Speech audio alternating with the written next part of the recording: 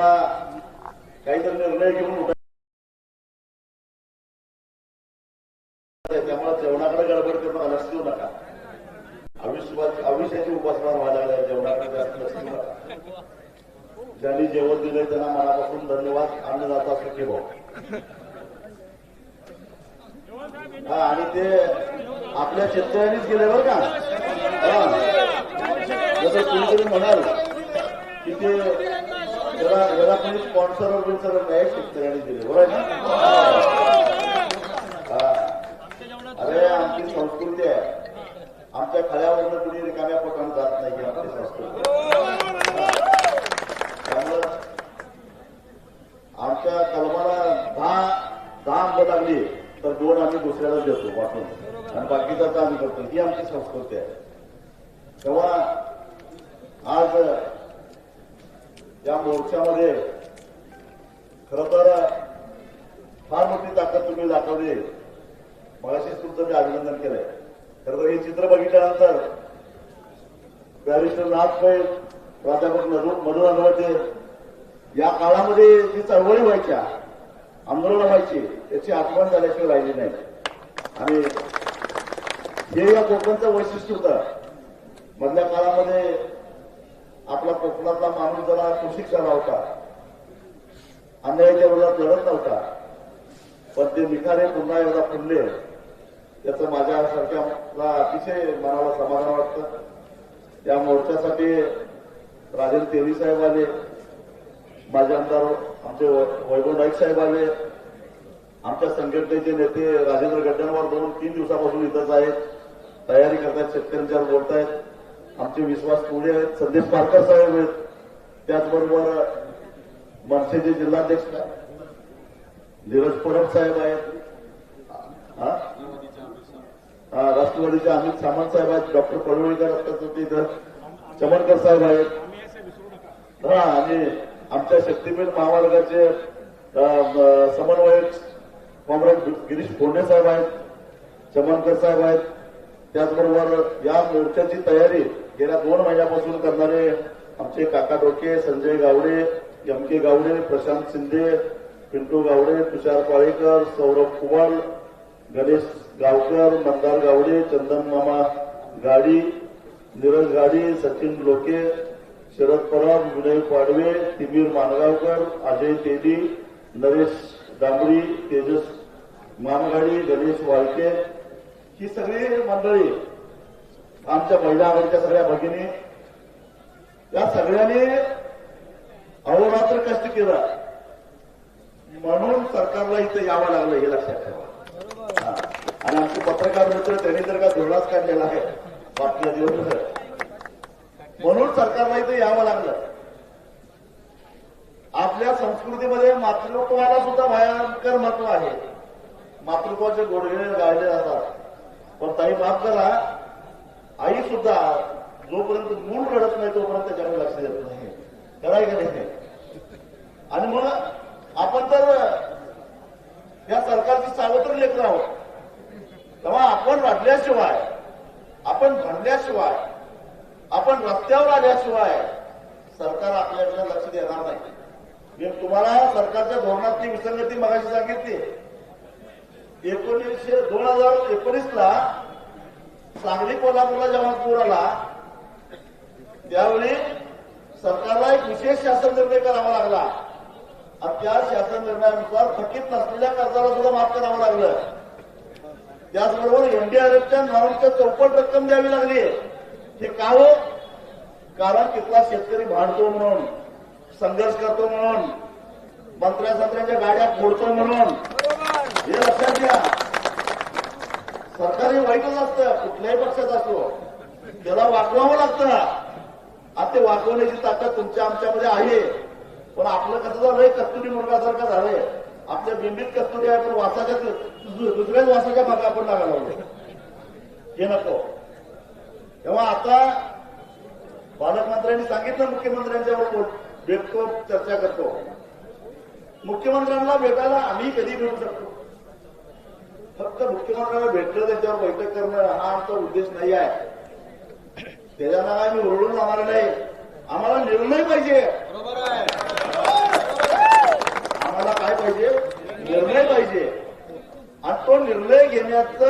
अधिकार मुख्यमंत्र्यांना आहे म्हणून मुख्यमंत्र्यांना भेटायचा आहे. पण काही संविधानिक गोष्टी सुद्धा लक्षात घेतल्या पाहिजे. सध्या विधानसभेचं अधिवेशन चालू असल्यामुळं मुख्यमंत्र्याला किंवा मंत्र्याला कुठल्याही सभागृहाच्या बाहेर कुठलाही धोरणात्मक निर्णय जाहीर करता येत नाही हे आपण समजून घेतलं पाहिजे. पण सभागृहात जाहीर करा ना, आम्हाला चर्चेला सुद्धा बोलवू नका. आमच्या ज्या मागण्या आहेत उद्याच जाहीर करून टाका सभागृहात. आमचं काय म्हणतात, आम्ही येतच नाही. मुंबईला कशाला त्याला रिझल्ट जाऊन यायचं, आम्ही येत सुद्धा नाही. फक्त सभागृहामध्ये मुख्यमंत्री जाहीर करून टाकावं. आणि त्यासाठी आपल्याला आता सरकार एक पाऊल मागे घेऊन इथपर्यंत पालकमंत्र्यांना पाठवलं. ठीक आहे, चांगली गोष्ट आहे. महात्मा गांधींनी आपल्याला शिकवलेलं आहे, चळवळ करत असताना कधी चर्चेचे दरवाजे बंद करायचे नाही, चर्चेचे दरवाजे उघडेच ठेवायचे. कारण शेवटी मार्ग हा चर्चेतून निघत असतो. हे काही लढाई नाही, हे काही युद्ध नव्हे, कुणी जिंकलं कुणी हारलं म्हणाला. आणि म्हणून ठीक आहे, पालकमंत्री इथे येतात, भूमिका मांडतात, चांगली गोष्ट आहे. आम्ही त्यांचं स्वागतच करतो. त्याने आता इथल्या सगळ्या जनतेचा, इथल्या शेतकऱ्यांचा आक्रोश निश्चितच मुख्यमंत्र्यांच्या कानावर घालतील असं अपेक्षा आहे. पण सरकार हे अजगरासारखं हळूहळू पुढे सरकत असतं. मग अजगराला वेळ द्यायचा का? कारण काय झालंय की इथं औषध दुकानदार मागे लागलेल्या वसुलीसाठी तो म्हणतो तुमचा आंबा येत नाही, काजू येत नाही, उधारी भरून टाका. बरोबर आहे की नाही? मग त्याला आता काय करायचं? मी सगळ्या या औषध दुकानदारांना आणि त्यांच्या कंपन्यांच्या प्रतिनिधींना सांगतो, मगाशीच मी सांगितलं, जेव्हा पिकलं तेव्हा लुटलं, देणं घेणं पिकलं असं म्हणायची वेळ आमच्यावर येऊ देऊ नका. पण तोडता सरकार काय निर्णय घेतय याचा वाट मागूपर्यंत हे कळेपर्यंत एकाही औषध दुकानदारानं एकाही शेतकऱ्याला अजिबात त्रास द्यायचा नाही. शेतकरी एकजुटीचा मी काय सांगितलं, एकाही शेतकऱ्याला वसुलीसाठी त्रास द्यायचा नाही. आणि एखाद्यानं जर आगाऊपणा केलाच, मी माझ्या कोल्हापुरी भाषेत सांगतो, त्याच्या दुकानातलं सगळं सामान रस्त्यावर आलेलं असेल एवढं त्याला लक्षात ठेवावं.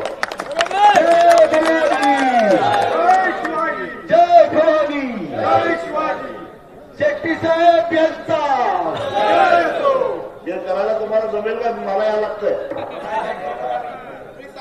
करा तुम्ही. विस्ताराला मी आहे समर्थ, जे काय होईल ते विस्ताराला मी समर्थ आहे, चिंता करू नका. त्याचबरोबर बँकांना सुद्धा हाच इशारा आहे, सरकारचा निर्णय होईपर्यंत कुठल्याही शेतकऱ्याला त्रास द्यायचा नाही. आणि त्रास द्यायचा प्रयत्न केला तर वसुलीला आलेल्या गाड्या पेटवल्याशिवाय सोडणार नाही. आणि तोच निरोप माझा व्यापाऱ्यांना आहे, वाशीपर्यंत माझा निरोप जातोय. नाहीतर एकदा स्वतः जाऊन तुम्ही एक आपण एक गावाला जाऊन जाऊ, त्या सगळ्या व्यापाऱ्यांना सांगतो, व्याज तर देणार नाहीच, उचल दिलेल्या मुद्द्यावर व्याज तर देणार नाहीच यावर्षी, पण मुद्दलात किती कमी करायचं हे ठरवावं लागेल. मुद्दलात किती कमी करायचे हे ठरवावं लागेल. नाहीतर वसुली करायचं जर तुमच्यात दम असेल तर याच वसुलीला बघू कशी वसुली होते. ही भूमिका आपण घ्यायची का? एकच शेट्टी राजू शेट्टी, एकच शेट्टी राजू शेट्टी, शेतकरी एकजुटीचा विजय असो. अरे आपल्या आंब्याच्या जीवावर, आपल्या काजूच्या जीवावर यांनी बंगले बांधले. आम्ही अजून चिंध्या काढत बसलोय, पायातल्या चपला बदलायला जमाना झालाय आपल्याला. पण दररोज अंगातला शर्ट बदलावा तसं गाड्या बदलायला लागल्या. ते कशाच्या जीवावर? तुमच्या आमच्या आंब्याच्या आणि काजूच्या जीवावर. मग एक वर्ष शेतकऱ्याला सूट दिली तर काय बिघडतंय काय? कणकावून सांगू त्याला आपण, तुम्ही चिंता करू नका. पण हे कधी जमणार आहे? हे तुम्ही आम्ही सगळेजण एकत्रित आलो तर जमणार आहे. तर नाहीतर मी उबाटाचा, मी काँग्रेसचा, मी राष्ट्रवादीचा, मी शिंदे सेनेचा आणि कुठला पक्ष राहिला काय? पण त्याचा करून बघणार नाही त्याचा. आम्ही शेतकरी आहोत, आम्ही बागायतदार आहोत. आम्ही बागायतदाराच्या कराला कर्म घेणारे शेतकरी आहोत आणि आम्ही सगळे एकत्रित आहोत आणि मला बागायतदारांना म्हणजे ज्यांचा 7/12 नावावर आहे म्हणून शेतकरी नाही, जे खरोखरच कर्म कराराला येतात आणि ज्यांचा अधिकृत करार आहे त्यांना नुकसान भरपाई मिळाली पाहिजे, कारण त्यांचा खर्च झालेला आहे. 7/12 वाला काय नुसतं 1 वर्ष त्याचं नुकसान झालं असेल, त्याला उत्पन्न मिळायचं आपण, पण इथं याचं पैसे गेले खिशातलं. मग कोण हकदार आहे त्याला मक्तीचा? ज्यानं पैसे घातलेत तो, काय ज्याच्या 7/12 नावावर आहे तो? पैसे घातलेत तो. दोन्ही दोघांनाही द्यायला पाहिजे काही नाही. तेव्हा त्या सगळ्या गोष्टी आपल्याला नीट कराव्या लागतील. ते नीट करून घ्यावं लागेल. हे जर नाही झालं तर आपल्याला त्याच्यामध्ये हस्तक्षेप करावा लागेल आणि हे लवकर व्हायला पाहिजे. त्यामुळं सरकारला मला वाटतं 23 तारखेपर्यंत काहीतरी 25 तारखेपर्यंत आहे का अधिवेशन? कधीपर्यंत आहे? 23 पर्यंत अधिवेशन आहे आणि अधिवेशनाच्या काळामध्ये सरकारनं काय निर्णय घ्यावा तो आम्हाला मान्य. आम्हाला नाही बोलवलं तर चर्चेला काय फरक पडत नाही जात आम्ही चर्चेला, पण आम्हाला मुंबईत कळलं पाहिजे की आंबा उत्पादक शेतकऱ्यांच्यासाठी हा निर्णय घेतलेला आहे आणि तो आम्हाला पटला तर आम्ही मान्य करू, नाही पटला तर काय करायचं ते ठरवावं लागेल. आणि म्हणून मी सरकारला फक्त आणि फक्त 10 दिवस मुदत द्यायच्या मनस्थितीत आहे. तुमचं काय मत आहे? फक्त 10 दिवस चालेल काय? 10 दिवसामध्ये म्हणजे 22 मार्च पर्यंत जर काही निर्णय झाला नाही तर 23 मार्चला आपल्याला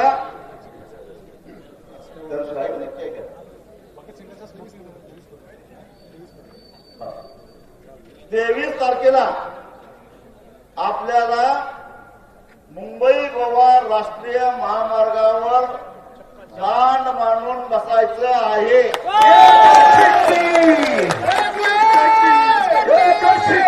राजू शेट्टी जय भवानी, जय शिवाजी, छत्रपती शिवाजी महाराज की. आणि हे बघा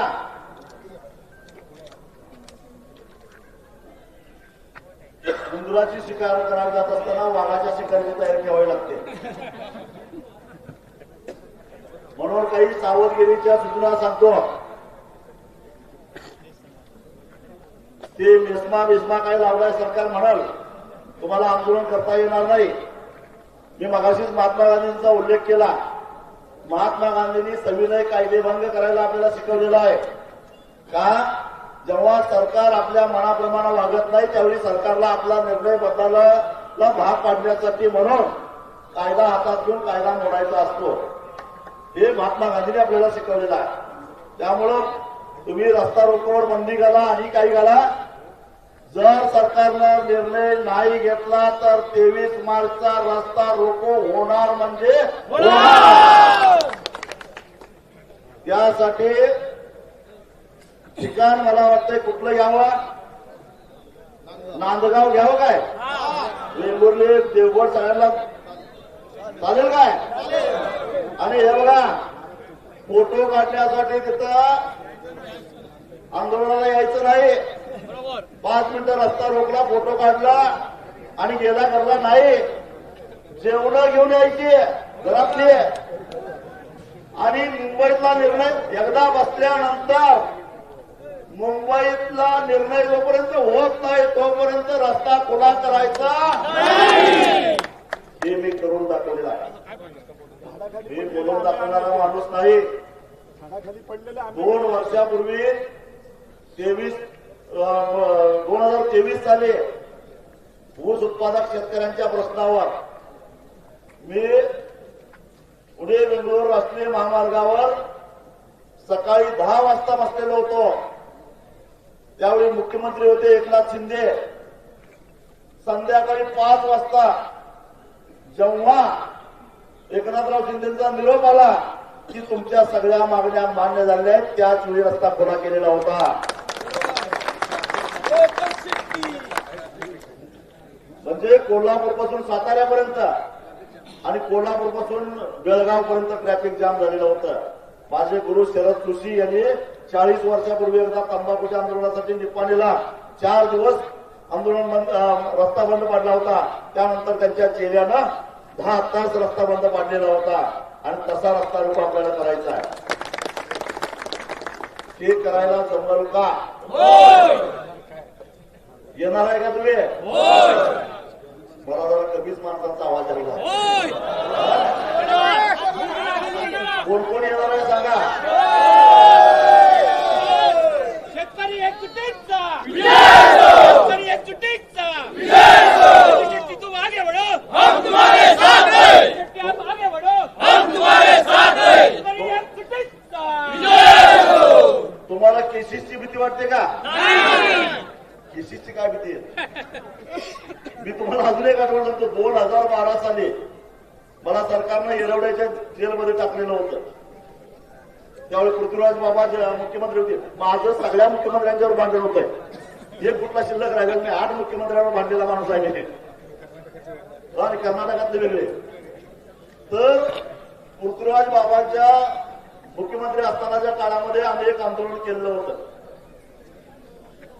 पुणे बेंगलोर राष्ट्रीय महामार्गावरच आंदोलन झालं होतं आणि मी ते आंदोलन करू नये म्हणून मला येरवड्याच्या जेलमध्ये ठेवलं होतं. आणि मला ठाव ठिकाणा लागत नव्हता म्हणून शेतकरी अजून खवळले आणि मोठा दंगा झाला. इंदापूरला एक शेतकरी मारला गेला. सांगली जिल्ह्यातल्या वसगड्याला एक शेतकरी मारला गेला. आणि मग इथं त्याचा राग कोल्हापूरच्या शेतकऱ्यांनी काढला आणि तिथं मोठी दगडफेक झाली. 4 पोलिसांचे पिस्तूल गायब झाली. इतकं मोठा दंगा झाला होता. पोलीस अधिकाऱ्यांची पिस्तूल गायब झाली होती. एक पोलीस गंभीर जखमी झाला. 1.5 वर्षानंतर त्याचाही मृत्यू झाला. त्याला जबाबदार धरून माझ्या सकट 80 लोकांच्या वर 302 मध्ये खुनाचा गुन्हा दाखल झालेला होता. पण त्यातूनही निर्दोष सुटून आलेली माणसं आम्ही आहोत. महात्मा गांधींनी सांगितलंय सत्य परेशान हो सकता है लेकिन कतई पराजित नाही होता. आपली सत्याची बाजू आहे, न्यायाची बाजू आहे. आम्ही काही कुणाचा भूखंड हडप करण्यासाठी आंदोलन करत नाही.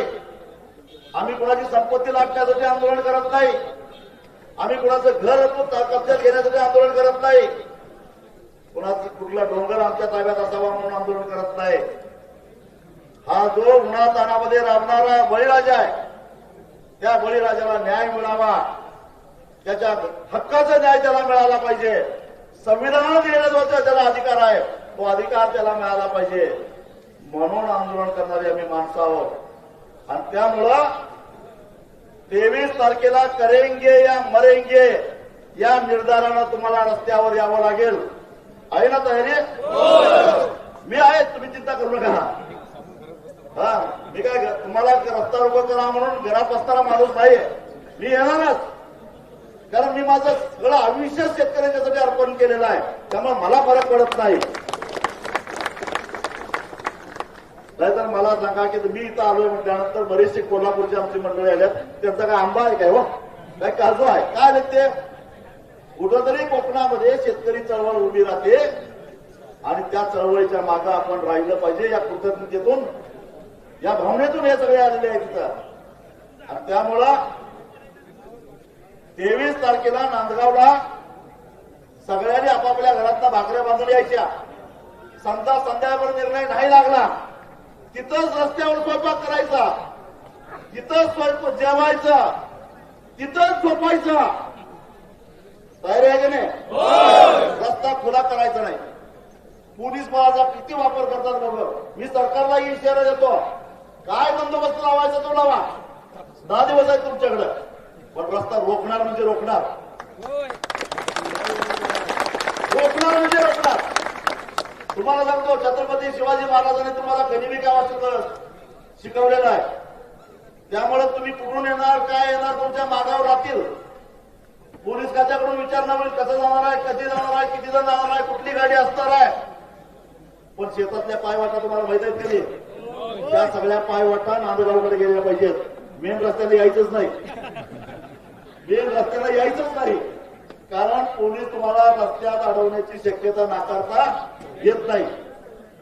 म्हणजे 10 दिवसात सरकारनं निर्णय घेतला तर चांगलीच गोष्ट आहे. पण नाही घेतला तर काय करायचं या सूचना मी तुम्हाला आधीच सांगितलेल्या आहेत. आणि या पद्धतीने आंदोलन करायचं आहे. अहो केंद्र सरकारची जबाबदारी आहे की नाही? केंद्र सरकारच्या राष्ट्रीय आपत्ती निवारण कोशामध्ये हजारो कोटी रुपये पडून आहेत. काय धाड भरल्या त्यातल्या जरा कोकणात द्यायला? हा, मला काल असं दिल्लीत कळालं की अजून राज्य सरकारनं मागणीच केलेली नाही. मागणीच केलेली नाही. अरे पैसा आपलाच आहे तो, मागायला नको. कारण 1274 कोटीचं परकीय चलन मिळते आपल्याला. हा आंबा उत्पादक शेतकरी सरकारला, महाराष्ट्र सरकारला, केंद्र सरकारला वर्षाला एकट्या महाराष्ट्रातून 650 कोटी रुपयाचा पल्प निर्यात करून परकीय चलन मिळवून देता. 600 कोटी रुपयाचा आंबा निर्यात करून परकीय चलन मिळवून देतो, म्हणजे 1270 कोटी रुपये परकीय चलन मिळवून देतो. अरे $1 म्हणजे 92 रुपये झालाय. ही तुमच्या रुपयाची लायकी आहे. आणि एवढे पैसे हा माझा कोकणातला शेतकरी तुम्हाला मिळवून देतो.